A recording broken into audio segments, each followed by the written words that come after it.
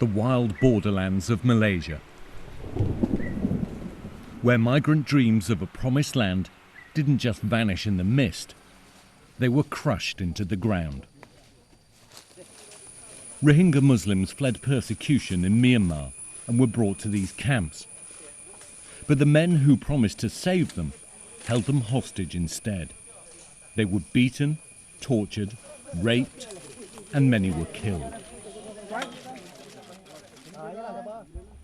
We're in the deep jungle now on the Malaysian-Thai border, and this is the area that holds the darkest of secrets. There are more than 40 camps believed to be in this area. I'm standing in one of them. It's very makeshift. There are bits of woods, a few twigs tied together, but very little shelter, very little to protect people. And yet some people were kept in these areas for as long as 2 years. There are more than 40 camps like this believed to be hidden in these woods. Nearly 140 bodies have already been recovered, and the prediction is that there could be hundreds more buried somewhere in this jungle. We've met some of those held in these camps. Abdul Hakim staggered out of the jungle this week with just a pair of shorts to his name. He'd been held for an astonishing 2 years in the jungle. As the police closed in, the traffickers fled and the migrants escaped. Abdul Hakim has the face of a haunted man. He was starved, beaten and tortured.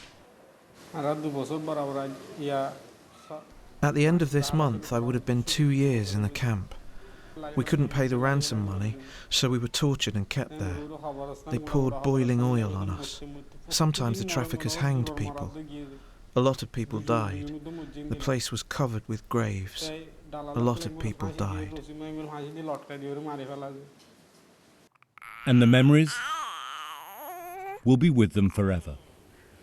Rashida loves her baby daughter, but the little girl will always remind her of the jungle camps, where she was raped by so many men, she doesn't know who Aisha's father is. They beat and killed the boys and raped the girls who couldn't give them money.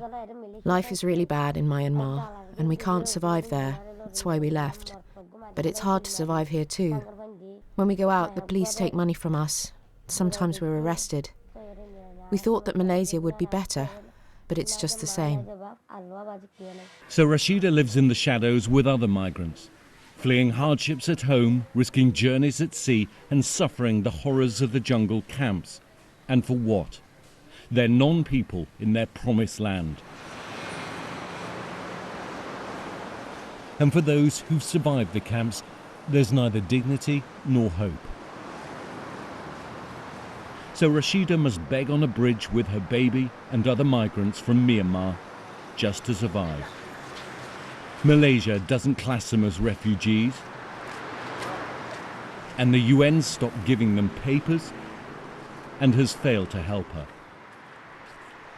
They've endured the worst humanity can sink to, and yet still no one sees them and no one wants them.